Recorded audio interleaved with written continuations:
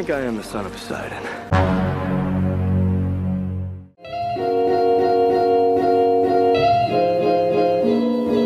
Halo teman-teman digitalku, kumaha damangcu.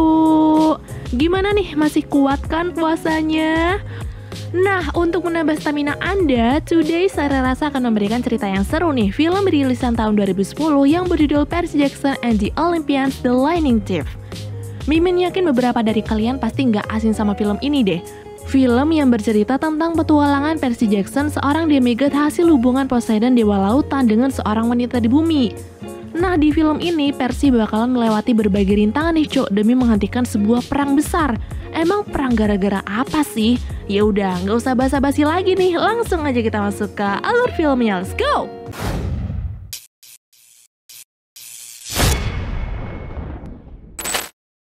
Di puncak Empire State Building, Dewa Zeus mengajak Dewa Poseidon untuk bertemu. Zeus. Di sana Zeus mengatakan kalau petirnya telah hilang dan dirinya yakin kalau ada yang sudah mencurinya. Karena tidak mau dituduh, Poseidon pun berkata kalau dirinya dan dewa yang lain tidak mungkin melakukan hal tersebut karena dewa dilarang untuk saling mencuri kekuatan. Zeus paham akan hal itu, makanya dia menuduh anak Poseidon lah yang sudah melakukannya. Karena anak keturunan manusia dan dewa tidak memiliki aturan tersebut. Walaupun tidak memiliki bukti, tapi Zeus menuntut anak Poseidon untuk mengembalikan petir itu dalam waktu 14 hari atau perang besar akan terjadi. Scene kemudian berpindah ke tempat lain di mana ada Percy, pria berusia 16 tahun, penderita disleksia dan ADHD tapi punya kelebihan bertahan di dalam air dalam waktu yang cukup lama. Ternyata hanya kegiatan itulah yang disukai oleh Percy. Menurutnya lebih baik berdiam diri di dalam air ketimbang berkumpul dengan teman-teman yang lain. Dan untunglah Percy punya satu sahabat setia bernama Groover, yang meskipun dirinya punya cacat fisik, tapi Groover tidak pernah lelah menemani Percy. Penyakitnya ini seringkali membuat Percy kesusahan untuk membaca, soalnya setiap kali dia membaca tulisan itu akan bergerak-gerak dan sangat sulit untuk dipahami. Anybody else? Lalu selain itu, Percy juga punya masalah pribadi di rumah, di mana ibunya itu menikah lagi dengan seorang pengangguran yang sukanya mabuk-mabukan dan tidak pernah memperlakukan mereka dengan baik. Namun setiap kali ditanya kenapa masih bertahan, ibu tidak bisa memberi jawaban apa-apa.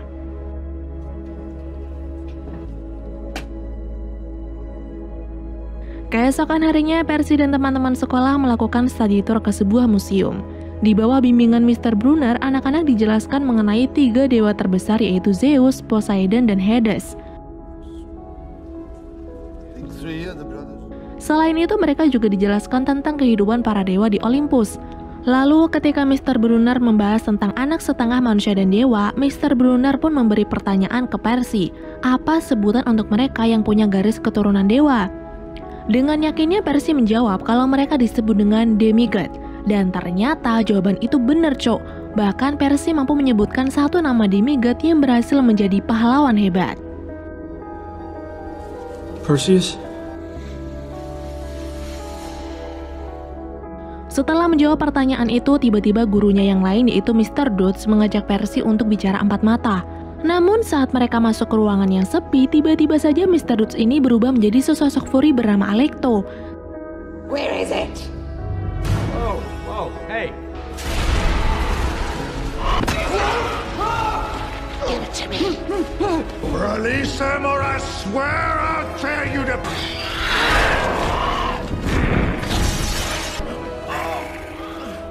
Karena ini pertama kalinya Percy melihat sesosok Fury, Percy pun mengira dirinya telah gila. Apalagi ketika Mr. Brunner berkata kalau dirinya harus bersembunyi di perkemahan demi melindungi diri dari sosok jahat yang lain. Sebelum berangkat, Mr. Brunner memberikan pena untuk Percy dan dia berkata gunakan pena itu dalam keadaan terdesak saja. Sementara Groover akan mengantar Percy ke perkemahan itu, tapi mereka harus bertemu dengan ibu Percy terlebih dahulu. Dalam perjalanan, Percy yang masih kebingungan langsung bertanya kepada Groover, sebenarnya bahaya apa yang sedang mengancamnya dan kenapa Groover begitu khawatir kepadanya. Groover menjawab kalau dirinya adalah seorang pelindung yang ditugaskan untuk menjaga Percy, tapi karena waktunya sangat mendesak, Groover tidak menjelaskan yang lain dan mereka harus bertemu ibu Percy sebelum semuanya terlambat. Sesampainya di rumah, ayah tiri Percy lagi-lagi membuat kekacauan ketika Percy mengajak ibunya untuk ngobrol. Untunglah Groover langsung bertindak.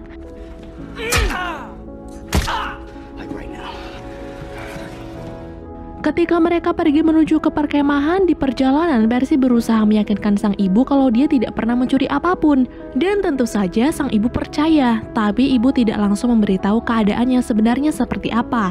Dia hanya bilang kalau semua ini ada hubungannya dengan ayah kandung Percy, yang sangat dibenci oleh Percy karena tega meninggalkan Percy waktu usianya masih 7 bulan. Padahal nyatanya ayah Percy terpaksa pergi karena tidak mau melanggar peraturan. Namun belum selesai ibu bercerita, tiba-tiba seekor sapi menimpa mobil dan membuat mereka mengalami kecelakaan. But he had to leave. Daddy, watch out!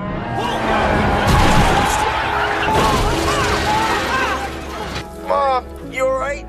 Menyadari itu adalah ulah dari Minotaur atau monster berkepala banteng, Groover pun terpaksa menunjukkan jati dirinya yang ternyata adalah satyr monster setengah kambing agar kaca mobil bisa dipecah dan mereka bisa kabur dari sana.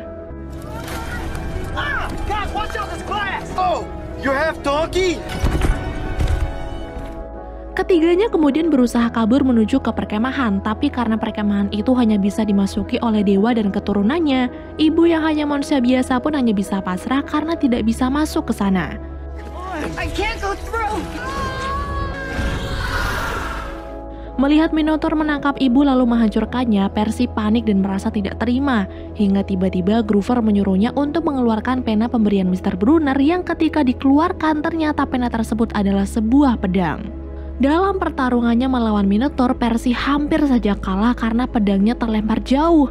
Tapi saat melihat tanduk Minotaur tertancap ke pohon ketika akan menyerangnya, Percy pun langsung mengambil tanduk tersebut dan menggunakannya untuk menyerang Minotaur sampai tewas.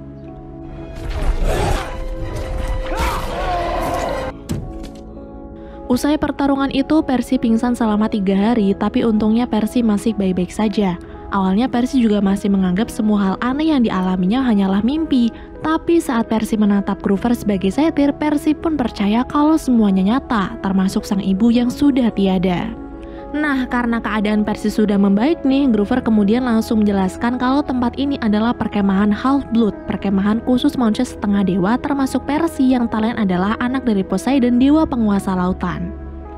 Melihat Percy masih kebingungan, Groover langsung berkata kalau kisah mengenai dewa-dewa yang turun ke bumi untuk jatuh cinta dengan manusia itu bukanlah mitos tapi fakta.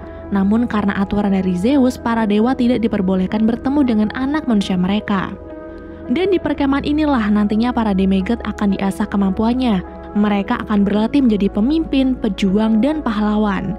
Mendengar itu Percy sempat membantah, punya penyakit disleksia masa bisa jadi pahlawan sih? Tapi saat Groover menjelaskan kalau itu bukan penyakit, melainkan kelebihan Percy dalam membaca bahasa Yunani kuno, secara perlahan Percy pun akhirnya percaya. Di tengah penjelasan itu, perhatian Percy tiba-tiba teralih kepada perempuan cantik bernama Annabeth, seorang wanita tangguh putri dari Athena, dewi kebijaksanaan. Namun sayangnya Groover tidak membawa Percy untuk berkenalan dengan Annabeth. Dia malah mengajak ke tempat lain yaitu untuk bertemu dengan seorang centaur manusia setengah kuda yang ternyata adalah Mr. Brunner. A real horse's ass. You're not in a wheelchair, Ketika Groover pamit pergi, Mr. Brunner pun mulai menjelaskan semuanya kepada Percy, bahwa perkemahan ini dibuat oleh Poseidon untuk Percy. Lalu kenapa Percy tidak pernah diberitahu?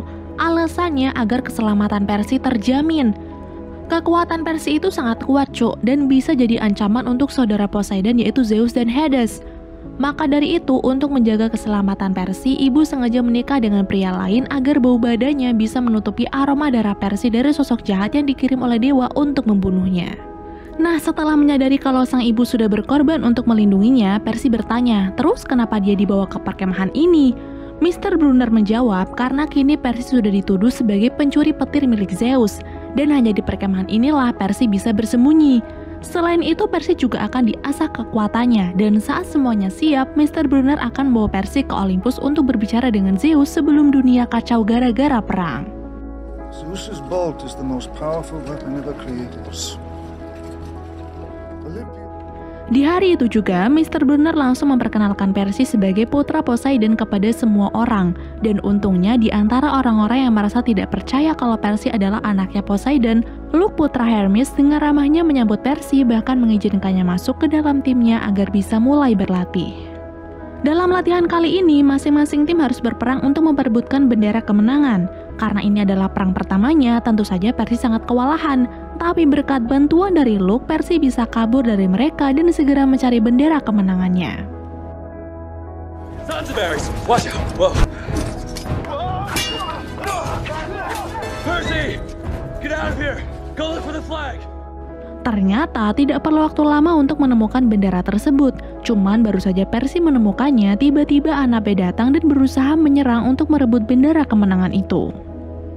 Did you really think it would be that easy? Okay, Kyra, should we get in there and stop him? She's killing him, man.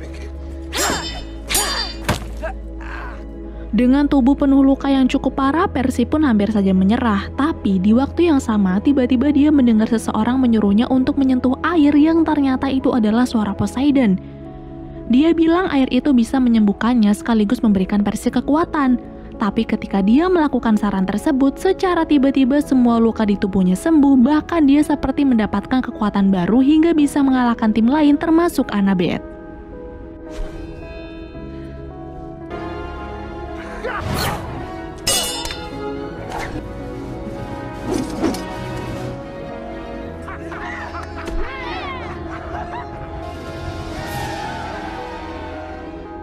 Setelah kemenangan pertamanya, orang-orang pun langsung menyukai Percy tapi tidak dengan Annabeth.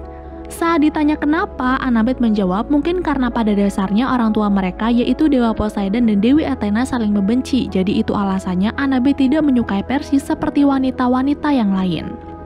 Perayaan malam itu awalnya berjalan baik-baik saja, Cok. Tapi tidak lama kemudian tiba-tiba Dewa Hades datang untuk menemui Percy. Ternyata selama ini ibu Percy belum meninggal. Venator yang diutus oleh Hades sengaja membawa ibunya ke neraka untuk dijadikan tawanan. Dan jika Percy masih ingin melihat ibunya selamat, maka peti itu harus diserahkan kepada Hades. My mother's gone!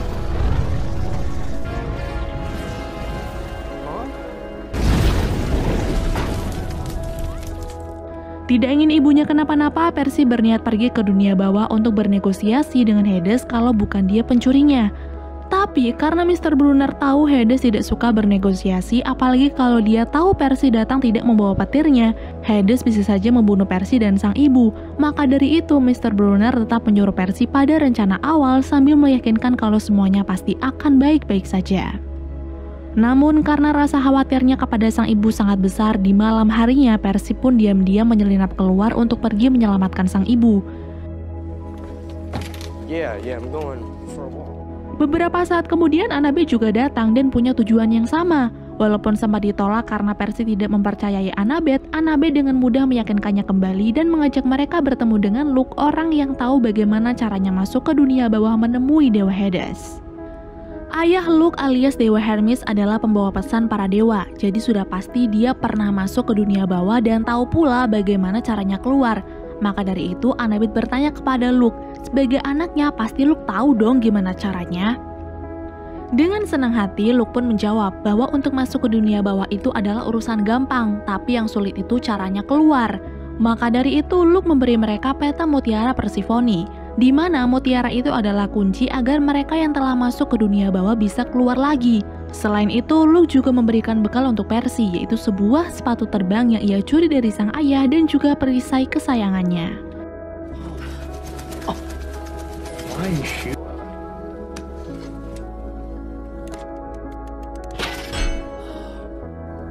Kick his ass for me. Singkat cerita, sampailah mereka di New Jersey dan tempat pertama yang harus mereka kunjungi untuk mencari mutiara itu adalah Emporium Taman BBM. I need to get this place an F. Nice. Go this way.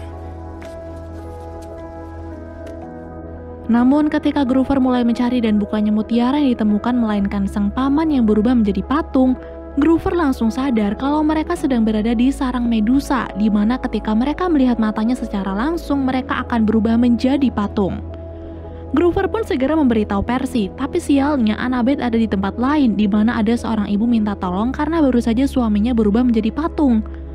Awalnya Annabeth belum paham nih apa yang sebenarnya terjadi, sampai kemudian dia berpapasan dengan Medusa. Annabeth, where are you? Mengingat Dewi Athena yang sudah mengutuknya menjadi sosok mengerikan, Medusa pun langsung membuka kacamatanya dan berharap Annabeth akan berubah menjadi patung. Untunglah Annabeth langsung menutup mata, tapi ibu-ibu yang tadi tidak tahan dengan godaan Medusa hingga berakhir menjadi patung seperti yang lain. Melihat Annabeth sedang dalam bahaya, Percy pun berencana akan menjadi umpan sedangkan Grover akan menyelamatkan Annabeth. Dalam usahanya untuk mengalihkan perhatian, Percy malah terpojok dan hampir tergoda untuk membuka matanya. Untunglah Annabeth dan Grover datang di waktu yang tepat. Mereka menabrakkan mobil ke arah Medusa, membuat wanita itu terkecoh dengan HP milik Percy hingga berakhir terpenggal dari belakang. Need a hand?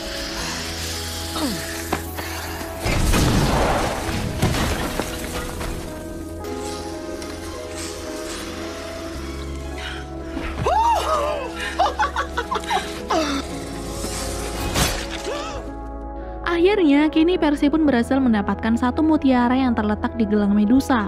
Mereka juga tetap membawa kepala Medusa dan akan terus menutupinya, karena walaupun sudah mati, kekuatan Medusa masih bisa berfungsi kapan saja. Tujuan mereka selanjutnya adalah Parthenon di Nashville, tapi karena hari sudah malam dan mereka butuh istirahat, Percy menyuruh Grover untuk mampir ke salah satu penginapan. Tapi baru saja sampai sana, Percy dan kawan-kawan malah melihat berita di mana ayah tiri Percy menuduh Percy telah melakukan kekerasan dan menculik ibunya sendiri. Kini Percy pun sudah menjadi buronan, dan masalah bertambah ketika pegawai penginapan tidak sengaja melihat Grover memegang kepala Medusa, hingga mereka pun memutuskan untuk pergi daripada harus ditangkap oleh pihak keamanan. I can't pee with her watching. Close the curtains. Come on, guys. Pada keesokan harinya, mereka sampai di lokasi kedua dan melihat mutiaranya terletak di mahkota patung Dewi Athena. Lalu, karena tempat itu sangat ramai dengan pengunjung, Percy mengajak teman-temannya untuk bersembunyi di toilet dan menunggu tempat tersebut tutup. Tapi singkatnya, ketika hari sudah malam dan tempat itu sudah tutup, ternyata masih ada beberapa orang yang tak lain adalah petugas kebersihan. Maka dari itu, Annabeth langsung mengambil senjatanya dan akan berusaha membuat mereka pingsan agar rencana bisa segera dilakukan.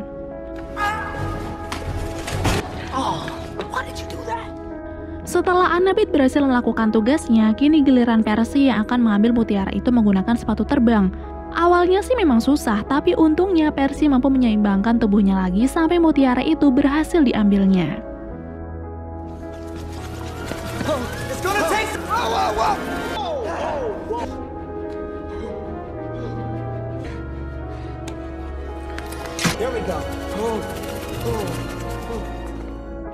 Namun saat mereka akan pergi, tiba-tiba para petugas kebersihan itu datang lagi lalu berubah menjadi monster Hydra.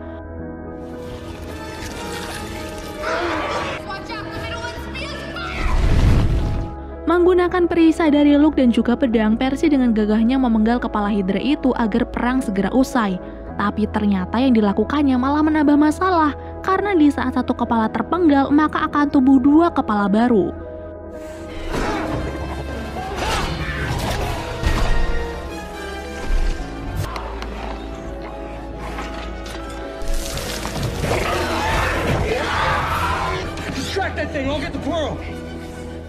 Di sini mutiaranya juga sempat terlempar dan Percy harus menggunakan kekuatannya untuk menahan si monster.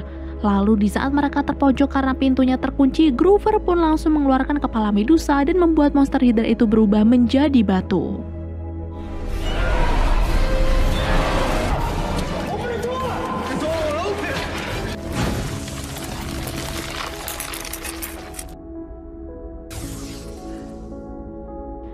Sebelum lanjut, mereka sempat makan di sebuah kedai, tapi melihat berita kalau akan terjadi bencana besar alias perang antar para dewa akan terjadi, Percy dan kawan-kawan langsung tancap gas lagi menuju lokasi mutiara terakhir, yaitu di sebuah kasino Las Vegas.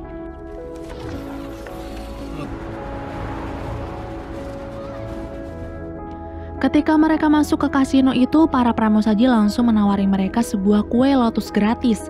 Karena kue itu nggak bayar dan terlihat sangat lezat, mereka pun langsung memakannya, tapi tanpa sadar kue itu malah membuat mereka lupa akan misi dan memilih untuk bersenang-senang saja.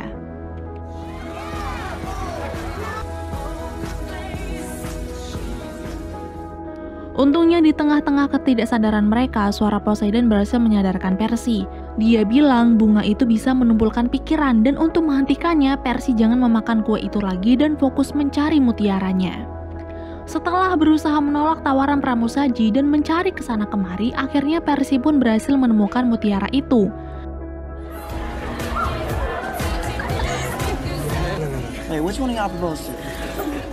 No, we're not having fun. Grover, wait. Okay, we're gonna be stuck here forever.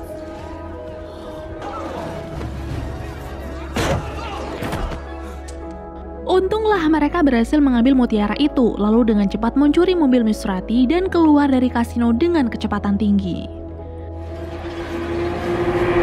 How you get out of a casino? That's how you try!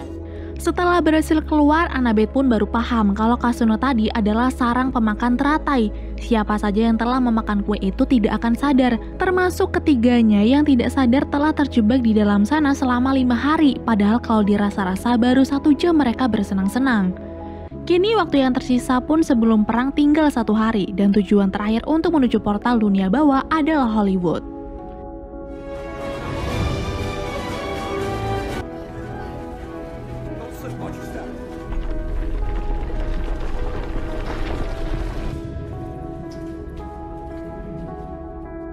Sesampainya di sana, mereka bertemu dengan Sharon, sosok menyeramkan yang tugasnya mengantarkan orang mati ke dunia bawah atau neraka. Tapi karena mereka tidak ingin mati, Annabeth pun menggunakan drakma atau mata uang Yunani kuno yang diambil dari Taman Bunga Medusa agar Sharon mau mengantarkan mereka. Singkat cerita, sampai di tempat tinggal Hades, Percy dan kawan-kawan langsung disambut oleh 2 anjing neraka yang sangat menyeramkan. Untunglah istri Hades yaitu Persephone datang menolong, lalu langsung mengantarkan mereka ke hadapan Dewa Hades. Di sana Hades pun langsung memberitahu Percy bahwa alasannya ingin memiliki petir itu adalah untuk membalaskan dendam kepada Zeus dan Poseidon yang telah mengirimnya ke dunia bawah. Gimana caranya? Yaitu dengan mengalahkan Zeus menggunakan petirnya sendiri sehingga Olympus bisa diambil alih. Tapi ketika Percy berkata kalau dia tidak pernah mengambil petir tersebut, Hades pun marah dan langsung memecahkan kurungan yang di dalamnya terdapat ibu Percy.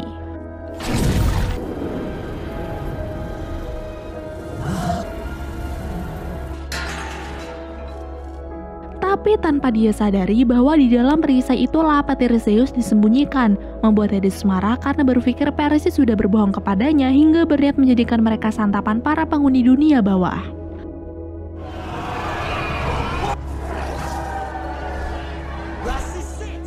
Namun ketika mereka hampir saja terlempar ke lubang, tiba-tiba Persephone mengalihkan perhatian Hades dan merebut petir tersebut. Ternyata Persephone sudah muak nih dengan kekejaman dan kesombongan Hades. Maka dari itu dia sengaja menyerang Hades hingga pingsan lalu menyelamatkan Percy dan kawan-kawan. Go. Take the bolt and your mother. Persephone pun langsung menyerahkan petir itu dan menyuruh Percy segera pergi ke Olympus menemui Zeus. Tapi masalahnya mutiara yang mereka punya hanya ada 3 dan salah satu dari mereka terpaksa tidak bisa ikut. Lalu karena Grover merasa tugasnya sudah selesai untuk menjaga Percy, Grover memutuskan untuk tinggal. Tapi karena Percy tidak tega, setelah semua urusnya selesai, dia berjanji akan kembali lagi untuk menjemput Grover.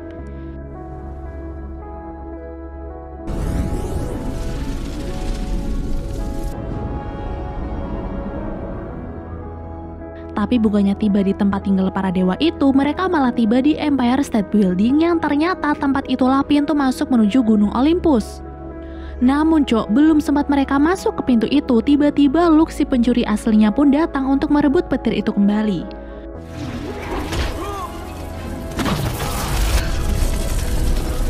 Luke! Tidak bisa membiarkan Luke mengacaukan dunia ini, Percy pun langsung memakai sepatu terbangnya lagi untuk mengajak Luke bertarung sekaligus merebut petir itu kembali. Tapi karena Luke terus menggunakan petir itu untuk menyerangnya, Percy pun merasa sangat kewalahan.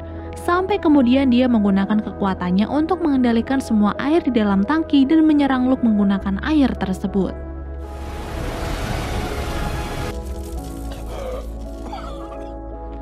Kini petir itu pun bisa direbut kembali, jadi Percy, Annabeth, dan ibu bisa segera menuju ke Olympus untuk menyerahkan petirnya kepada Zeus.